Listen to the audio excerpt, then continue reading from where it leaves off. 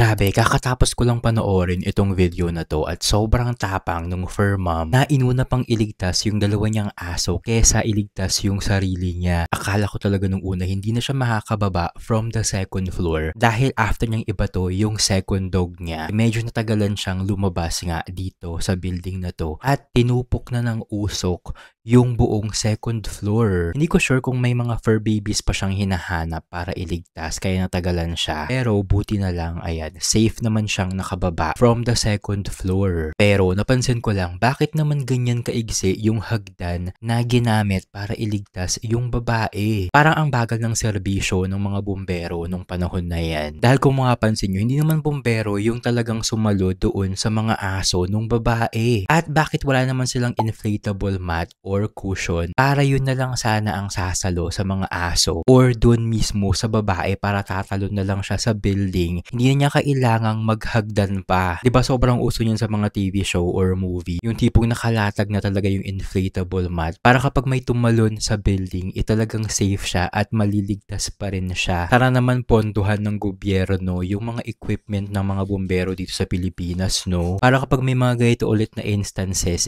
agad nilang maliligtas yung mga biktima. Hindi na nila kailangan gumamit ng napakaigsing hagdan para lang pababain yung nasusunugan. Sana talaga okay lang itong fur mom na to and yung dalawa niyang babies na binato niya sa building para iligtas sa sunog, no? Kayo ba? Anong reaction nyo dito sa video na to? Comment kayo sa baba.